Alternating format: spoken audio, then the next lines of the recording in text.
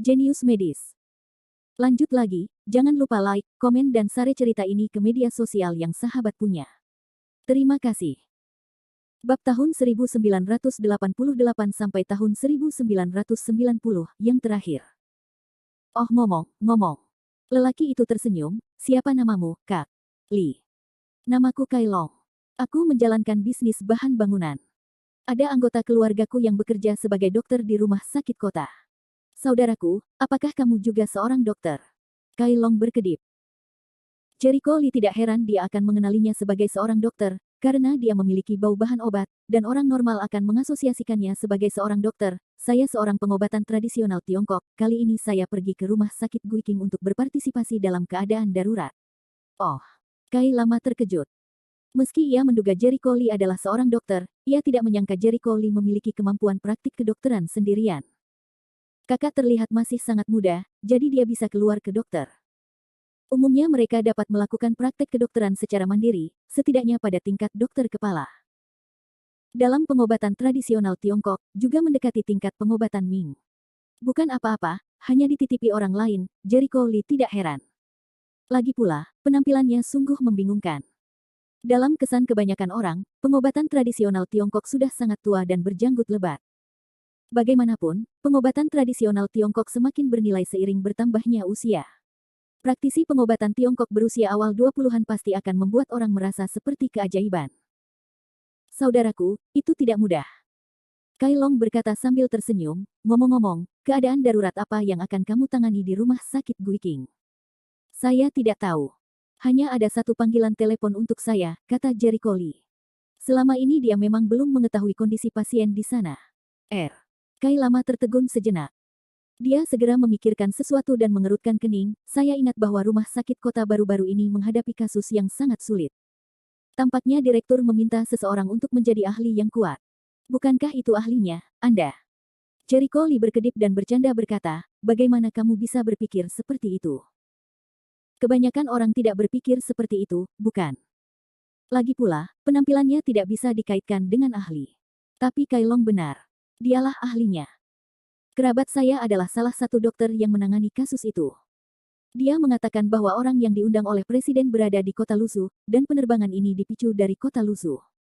Kecuali ada dokter lain di pesawat ini, kata Kai Long. Jericho Lee menggelengkan kepalanya dan tertawa, tebakanmu benar, orang yang diundang ke sana adalah aku. Apa? Kai lama membuka mulutnya lebar-lebar. Apakah kamu bercanda? Saudaraku, apakah kamu terlalu banyak bercanda? Bukankah kamu baru saja menebak bahwa itu aku? Jericho Lee terdiam. Saya hanya dengan santai mengatakan bahwa meskipun saya tidak tahu tentang penyakit ini, bahkan direktur rumah sakit kota pun tidak dapat menemukan jalan keluarnya, dan saya mau tidak mau mengundang banyak ahli. Selain itu, di usia Anda harus tetap magang pengobatan tradisional Tiongkok. Kai Long tidak percaya Jericho Lee memiliki kemampuan yang begitu hebat. Jericho Lee menggelengkan kepalanya dan menunjukkan nomor yang dia simpan sebelumnya. Ketika dia melihat nomor tersebut, Kai Long terkejut, itu benar-benar kamu. Aku akan pergi. Apakah kamu terlalu muda? Apakah kamu bercanda? Kamu, Jericho Lee memutar matanya. Kai lama merasa malu. Saudaraku, kamu tidak bisa menilai penampilanmu, seorang ahli muda. Sejujurnya, dia masih meragukan keterampilan medis Jericho Lee. Bagaimanapun, Jericho Lee masih terlalu muda.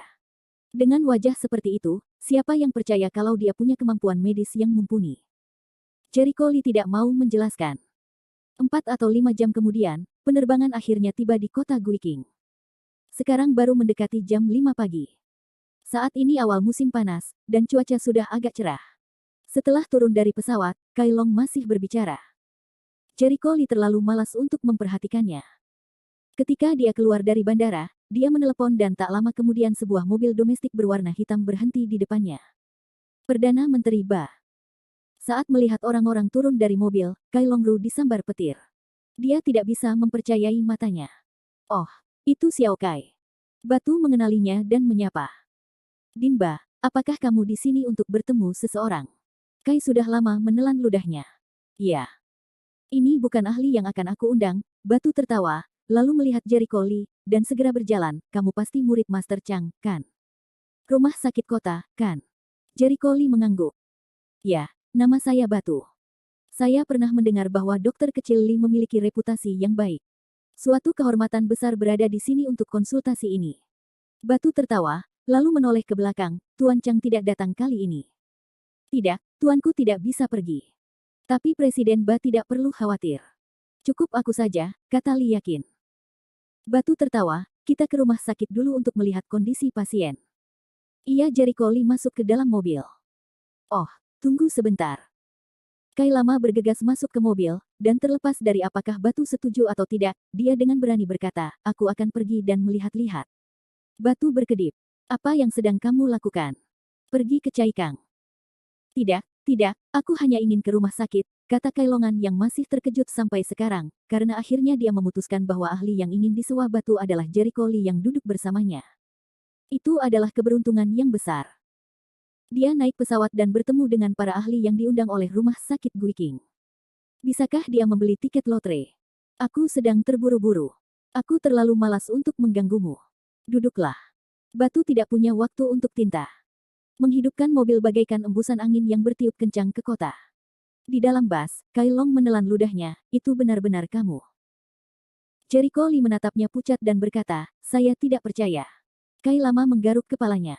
Kamu masih terlalu muda. Aku tidak percaya. Aku terlalu malas untuk memberitahumu. 2 jam kemudian, mobil akhirnya sampai di rumah sakit kota.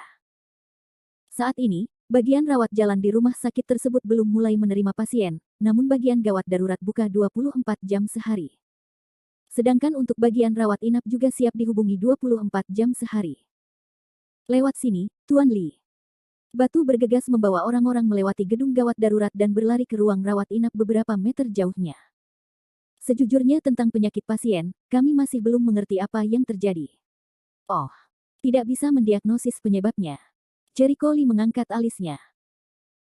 Iya, kalau dilihat dari gejalanya memang banyak penyakitnya, seperti jantung koroner, penyakit jantung paru dan lain sebagainya, tapi anehnya mirip dengan halusinasi aktor, dan penyakitnya sering berubah-ubah. Mengarah ke sekarang kami tidak dapat menargetkan pengobatan, tidak dapat memulai sambil berjalan, Batu menjelaskan dengan nada tak berdaya. Masuk ke gedung rawat inap, sampai ke lantai 1, beberapa dokter bergegas menghampiri. Din. Batu melambaikan tangannya, jangan mengomel. Saya ingin memperkenalkan Anda. Ini ahlinya, Tuan Lee. Anda harus jelas tentang informasinya. Saya tidak perlu menjelaskannya lebih lanjut. Bab 1989. Jericho Lee juga berkata, jika kamu ngobrol, kamu bisa ngobrol nanti. Bawa aku menemui pasien dulu. Bagus. Orang besar sangat menyukai kerenyahannya. Ketika saya datang ke kamar 302, banyak anggota keluarga pasien yang duduk di bangku di koridor. Begitu saya melihat dokter datang, saya datang untuk menanyakan situasinya. Batu meminta perawat menenangkan kerabat mereka dan membawa Jericho Lee ke bangsal. Begitu dia masuk, Jericho Lee mencium bau aneh. Dia tidak bisa menahan diri untuk tidak mengerutkan kening, bau apa ini? Yah, kami tidak tahu kalau pasien ini mencium bau aneh itu saat pertama kali sakit. Kami juga memeriksanya, dan tidak ada luka di kulit, jadi kami tidak tahu dari mana bau itu berasal. Batu juga tidak berdaya. Memasuki bangsal, Jericho Lee melihat semua jendela bangsal terbuka, namun meski dengan ventilasi seperti itu, ruangan itu masih dipenuhi bau yang menyengat. Ayo, topeng. Batu mengambil topeng dari samping dan menyerahkannya. Jericho Lee menggelengkan kepalanya, tidak, jika saya memakai masker, saya mungkin tidak bisa menganalisis dari mana bau aneh ini berasal. Dia harus menjaga indera penciumannya tetap tajam, dan masker akan mengganggu penilaiannya. Bisakah kamu menahan baunya? Batu mengerutkan kening, dan dokter yang berkonsultasi dengan pasien tidak tahan dengan baunya, sehingga harus memakai masker. Apa arti bau ini? Jericho Lee tidak berpikir demikian. Jika dia memang tidak ingin mencium bau seperti ini, dia bisa melindunginya dengan mengoperasikan aura secara langsung. Namun sebagai dokter, ia bertanya, desah Batu, dan juga bertanya beberapa kali. Kebiasaan sehari-hari pasien sangat teratur. Setelah pemeriksaan fisik pertama, ia berangkat kerja seperti biasa. Jadi, bagaimana dengan perusahaan tempat dia pulang pergi? Jericho Lee bertanya lagi. Yah, apakah kamu curiga penyakitnya tertular di perusahaan?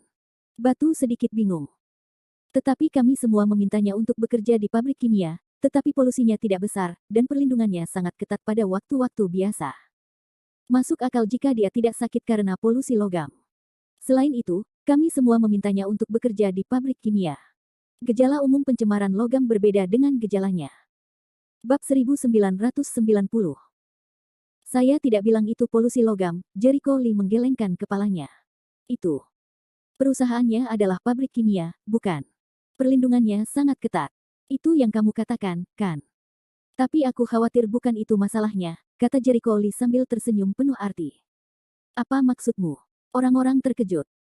Jericho Lee pergi ke ranjang rumah sakit dan mengambil pinset di piring di sampingnya. Kemudian dia mengambil rambut pasien dan melihat ke dalam untuk waktu yang lama. Kemudian dia mengambil partikel putih. Ini. Mata orang-orang sedikit tertuju.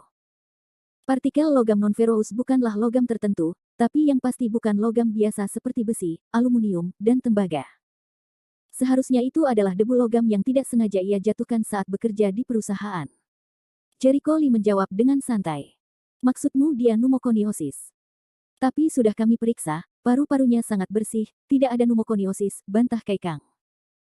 Jericho Lee memberinya tatapan pucat. Partikel logam ini bisa langsung meniadakan apa yang Anda katakan sebelumnya. Pekerjaan perlindungan perusahaannya begitu saja. Adapun apakah dia terkontaminasi logam, saya tidak yakin. Tapi perusahaannya pasti perlu menyelidikinya, kalau tidak ada yang disembunyikan anggota keluarga pasien. Kalaupun sebenarnya tidak ada masalah, kerja perlindungan perusahaan sangat buruk, padahal banyak orang sudah menderita pneumokoniosis dan logam. Polusi. Bau pidato, batu juga tidak tinta, segera suruh perawat menelepon ke bawah, biar polisi bantu selidiki perusahaan pasien, dan biar beberapa dokter tanya ke keluarga pasien. 2 jam kemudian, hasilnya keluar. Pekerjaan perlindungan perusahaan mereka adalah berpura-pura bahwa banyak karyawan menderita pneumokoniosis dengan derajat yang berbeda-beda, tetapi mereka disembunyikan. Selain itu, polusi logam juga sangat serius, dan departemen terkait sekarang menghukumnya dengan berat. Kata batu cepat. Saya tidak peduli dengan hal ini, saya peduli dengan apa yang dikatakan anggota keluarga pasien, Jericho Lee menunjuk pada masalah utama. Batu ragu-ragu, lalu memeriksa beberapa dokter. Seperti yang Anda katakan, anggota keluarga pasien memiliki tingkat penyembunyian tertentu, tapi itu tidak terlalu serius. Ekspresi Kai Kang tidak berdaya. Pertama kali seorang pasien datang ke rumah sakit untuk pemeriksaan, dia datang ke rumah sakit dengan tergesa-gesa karena terkontaminasi bahan kimia dalam proses konstruksi. Dia khawatir akan bahayanya. Tapi pertama kali dia tidak punya masalah, dia pergi bekerja lagi, dan kemudian ada situasi setelah itu. Apa yang perlu disembunyikan tentang ini? Jericho Lee bingung. Mengapa keluarga pasien menyembunyikan hal ini? Batuk. Kai Kang terbatuk dan berkata dengan canggung, pasien mengalami kecelakaan konstruksi. Dia ingin membuat kesepakatan besar. Kemudian perusahaan memberinya sejumlah uang dan dia mendapatkannya secara pribadi. Oh. Jericho Lee mengerti, berani merasa uang sedang dalam kesulitan. Sungguh idiot yang menginginkan uang tetapi tidak menginginkan kehidupan. Dokter Lee, dilihat dari hasil pemeriksaan saat ini, kemungkinan besar penyakit pasien disebabkan oleh pencemaran produk kimia, namun sejauh yang saya tahu, tidak ada penyakit pencemaran logam yang sesuai dengan keadaannya saat ini, Kai Kang masih penuh keraguan. Untuk membuktikan bahwa masalah tersebut belum diselidiki sepenuhnya, mungkin sama sekali bukan karena pencemaran logam. Coba saya pikirkan lagi. Jericho Lee berdiri, memeriksa pasien itu lagi, dan mondar-mandir di bangsal. Dia adalah pria yang pandai memikirkan detail dan tidak pernah berpegang pada akal sehat. Karena tidak mungkin mendapatkan hasil dari sudut pandang penyakit biasa, ia dengan berani berasumsi bahwa pertama-tama, kita tidak boleh memikirkan semua polusi logam dan polusi kimia. Tidak mudah membatasi pemikiran Anda. Setelah lama memikirkannya, ada kilatan cahaya di otaknya, mirip halusinasi aktor. Halusinasi aktor sebenarnya merupakan kasus hemozoan yang sangat jarang terjadi. Kebanyakan orang belum pernah melihatnya sebelumnya, sehingga mereka tidak dapat mendiagnosisnya. Mungkinkah berspekulasi bahwa pasien tersebut sebenarnya terinfeksi serangga aneh? Memikirkan hal ini, Jericho Lee berkata, kemarilah dan bantu aku. Bawakan aku pisau cukur. Bagus. Batu segera mengaturnya. Kemudian, Jericho Lee mencukur rambut pasien dan mengumpulkan auranya di matanya. Sekarang prestasinya sudah sangat tinggi, dia tidak perlu lagi menggunakan kaca pembesar. Tak lama kemudian, ia menemukan lubang kecil di kulit otak pasien. Dia mengambil pinset dan menusuknya. Puff. Ada bekas nanah dan darah yang keluar. Jericho Lee melihatnya dan menemukan ada belatung yang berterbangan di dalamnya, tapi warna darahnya merah yang sangat normal. Ada parasit di kulit kepalanya. Semua para dokter terkejut. Itu adalah parasit, tetapi seharusnya bukan penyebab penyakitnya. Setelah mengambil cacing tersebut, Jericho Lee menemukan bahwa itu hanyalah parasit biasa, bukan mayat yang berlumuran darah sama sekali. Tidak. Di saat yang sama, mereka kecewa. Tidak perlu kecewa. Sebenarnya saya sudah memikirkan penyebab penyakitnya, kata Jericho Lee dengan senyum aneh di wajahnya. Tepat pada saat itu, dia mendapatkan jawabannya. Secara kebetulan, tadi dia membalikkan tubuh pasien dan melihat luka baring di punggung pasien. Apa? Benarkah? Nafas Batu menjadi cepat dan dia memandangnya dengan gugup. Jericho Lee berdiri, melemparkan pinset dan bertepuk tangan. Baiklah, saya sudah tahu apa yang terjadi. Dinba, biarkan orang-orang keluar. Beberapa hal tidak mudah untuk dikatakan. Lalu biarkan keluarga masuk. Batu tidak mengerti apa yang sedang terjadi, tapi melihat sikap serius Jericho Lee, dia punya firasat bahwa sesuatu yang besar akan terjadi. Segera, dia meminta perawat untuk keluar, dan kemudian meninggalkan beberapa dokter, seperti Kai Kang, kamu juga keluar. Kai Long tertegun sejenak, aku tidak perlu keluar. Apa yang kamu terlibat dalam hal ini? Batu memelototinya. Itu bukan urusanku, tapi aku penasaran. Lagi pula, aku sedang syuting sekarang. Aku tidak bisa pergi. Jari kosong Kai Long menunjuk ke perekam video di tangannya. Batu Leng beberapa saat, memandang Jericho Lee, yang terakhir mengangguk, biarkan dia tinggal, jangan menghalangi. Batu setuju untuk membiarkan Kai tinggal lama, dan kemudian membiarkan anggota keluarga pasien masuk. Apa yang bisa saya lakukan untuk Anda, dokter? Apa yang bisa saya lakukan untuk Anda? Anggota keluarga terlihat sangat cemas dan bertanya begitu mereka masuk. Batu melambaikan tangannya dan memberi isyarat agar mereka tenang. Jangan khawatir. Dokter, Lee ingin Anda masuk. Pasti ada pertanyaan untuk Anda. Jawab saja dengan sabar. Mata Jericho Lee menyapu wajah mereka dan bertanya, apakah Anda pernah menyinggung seseorang?